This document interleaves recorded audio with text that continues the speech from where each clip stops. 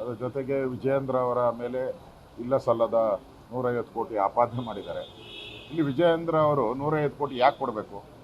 ಸಿಕ್ಕಾಕೊಂಡಿರೋರು ಎಲ್ಲರೂ ಕಾಂಗ್ರೆಸ್ ಅವರೇ. ಈಗಾಗಲೇ ಎಲ್ಲ ಪತ್ರಿಕೆಯಲ್ಲಿ ಬಂದಿದೆ, ಎಲ್ಲ ಪತ್ರಿಕೆಯಲ್ಲಿ ಮಾಧ್ಯಮದಲ್ಲಿ ಯಾರ್ಯಾರು ಕಾಂಗ್ರೆಸ್ ಅವರು ಸಿಕ್ಕಾಕೊಂಡಿದ್ದಾರೆ ಅಂತ ಬಂದಿದೆ. ಅದರಲ್ಲೇನು ವಿಜಯೇಂದ್ರ ಹೆಸರಿದೆಯಾ? ಏನೂ ಇಲ್ಲ. ಈಗಾಗಲೇ ಮಾಂಪಾಡಿಯವರು ಕೂಡ ಕಾಂಗ್ರೆಸ್ ಅವರು ನನಗೆ ಆಮಿಷ ಒಡ್ಡಿದ್ದು ಅಂತ ಹೇಳಿದ್ದಾರೆ.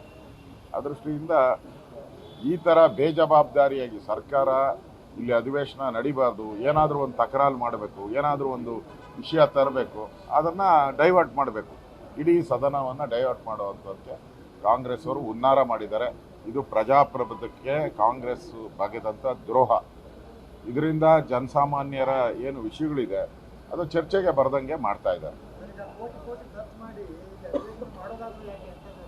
ಅದು ಕಾಂಗ್ರೆಸ್ ಅವ್ರದ್ದು ಇದೇ ತಂತ್ರದ ಮೇಲೆ ಬಂದಿದ್ದಾರೆ ಅವರು. ಯಾಕಂದರೆ ಹಗರಣದಲ್ಲಿ ಸಿಕ್ಕಾಕೊಂಡ್ಬಿಟ್ಟಿದ್ದಾರೆ. ಇಲ್ಲಿ ಚರ್ಚೆ ಆದರೆ ಅವ್ರ ಮಾನ ಮರ್ಯಾದೆ ಎಲ್ಲ ಹೊರಟೋಗ್ತೈತೆ. ಆ ಮಾನ ಮರ್ಯಾದೆ ಉಳಿಸ್ಕೊಬೇಕು ಅಂತೇಳಿ ಇಲ್ಲಿ ಕೋಟಿ ಕೋಟಿ ಖರ್ಚಾದರೂ ಕೂಡ ಅವ್ರಿಗೆ ಅದ್ರ ಬಗ್ಗೆ ಗಮನನೇ ಇಲ್ಲ.